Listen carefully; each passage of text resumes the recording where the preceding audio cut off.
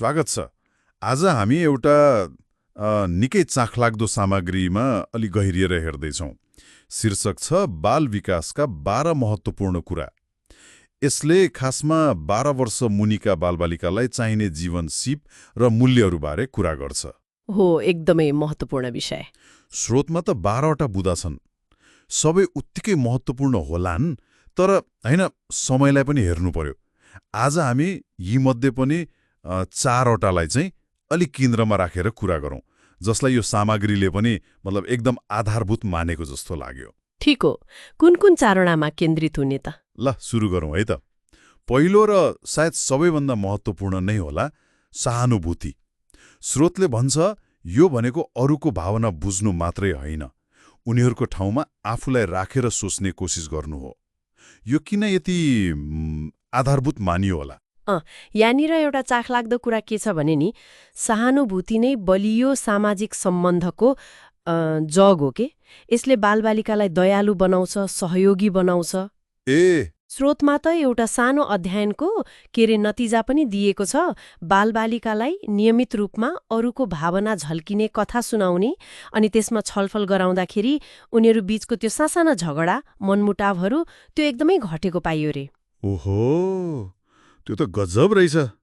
भनेपछि सहानुभूति खालि भावनात्मक कुरा मात्रै होइन, यसले त व्यावहारिक रूपमै फरक पार्दो रहेछ उनीहरूको दैनिक जीवनमा। हो नि, ठ्याक्कै। ल अब अर्को बुँदामा जाउँ है त, आत्मसम्मान।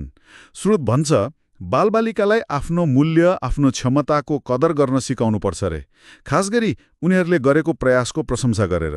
हो, र यसलाई अझ फराकिलो तरिकाले हेर्दा नि आत्मसम्मानले आत्मविश्वास दिन्छ अनि त्यो लचिलोपन, रेजिलियन्स भन्छ नि, त्यो पनि बढाउँछ।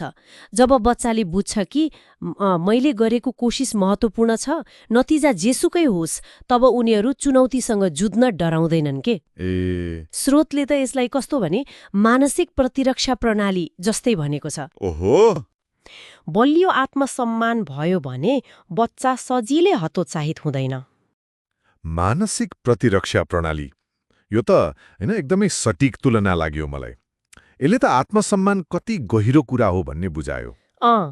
अब जिम्मेवारीको कुरा गरौँ न त। स्रोत भन्छ सानैदेखि कोठा सफा गर्ने, आफ्नो खेलौना मिलाउने, यस्ता साना काम दिएर जिम्मेवारी सिकाउन सकिन्छ रे। यो कत्तिको दूरगामी महत्त्वको कुरा हो। यो त एकदमै महत्त्वपूर्ण छ, किनभने जिम्मेवारीले बालबालिकालाई स्वतन्त्र बनाउँछ अनि जवाफदेही पनि। सानोमा सिकेको यो बानीले पछि गएर ठूला जिम्मेवारी लिन, होइन, समय व्यवस्थापन गर्न अनि आफूले गरेको कामको परिणाम स्वीकार्न सिकाउँछ। हो र? स्रोतमा एउटा सानो किस्सा पनि थियो। सानोमा आफ्नो पकेट खर्चको हिसाब राख्ने बानी परेको बच्चा पछि गएर त्यो आर्थिक अनुशासनमा निकै राम्रो देखियो रे। त्यो त एकदम व्यावहारिक उदाहरण भयो नि। सानो बानीले पछि कत्रो फरक पार्ने रहेछ। हो नि त। त्यस्तै अर्को छ इमान्दारी। सत्य बोल्ने, गल्ती स्वीकार्ने बानी। यसले विश्वास बनाउँछ भनिएको छ, तर खै यो सधैँ सजिलो हुन्छ र? पक्कै पनि सजिलो त हुँदैन, तर इमान्दारी भनेको अनैतिक मूल्यहरूको जग नै हो। यसले सम्बन्धमा विश्वास मात्र बढाउँदैन, व्यक्तिको चरित्र पनि बलियो बनाउँछ नि। हो। स्रोतले के कुरामा जोड दिएको छ भने बालबालिकाले गल्ती स्वीकार्दा उनीहरूलाई गाली गर्ने, दण्ड दिने भन्दा पनि होइन, त्यसबाट के सिक्न सकिन्छ भनेर छलफल गर्नु महत्त्वपूर्ण हुन्छ। यसले उनीहरूलाई भविष्यमा पनि इमान्दार रहन हौसला दिन्छ। गल्तीलाई सिक्ने अवसरको रूपमा हेर्ने यो दृष्टिकोण त निकै महत्त्वपूर्ण लाग्यो। हामीले यी 4वटा बुँदामा त अलि विस्तृत नै कुरा गर्यौं, तर स्रोतमा त अरू पनि छन् नि, होइन र? जस्तो आलोचनात्मक चिन्तन, प्रश्न सोध्ने, सुनेको कुरा जस्ताको तस्तै पत्याइ नहाल्ने बानी, अनि टिमवर्क, समूहमा मिलेर काम गर्ने सिप, यी पनि त महत्त्वपूर्ण नै होलान् नि। एकदम। आलोचनात्मक चिन्तनले उनीहरूलाई त्यो सूचनाको भेलमा सही के हो, गलत के हो छुट्याउन सिकाउँछ, भ्रमबाट बच्न मद्दत गर्छ। अनि टिमवर्कले सहकार्य, आपसी सम्मान सिकाउँछ, जुन पछि काम गर्ने बेलामा नभई नहुने सिप हो। हो त नि। यति मात्र कहाँ हो र? स्रोतमा त स्वस्थ बानी, अरूलाई सम्मान गर्ने तरिका, धैर्यता, रचनात्मकता, त्यो सञ्चार कौशल अनि वातावरणीय जागरुकता जस्ता अरू कुरा पनि छन्। हो र? ती सबै उत्तिकै आवश्यक छन्। यी सबै मिलेर नै बच्चाको समग्र विकास हुने हो। त्यसो भए सारमा के भन्न सकियो त? आज हामीले कुरा गरेका यी सहानुभूति, आत्मसम्मान, जिम्मेवारी, इमामबारी जस्ता कुराहरू स्रोतमा भनेका 12वटा आधारमध्ये केही मतलब मुख्य उदाहरण हुन्।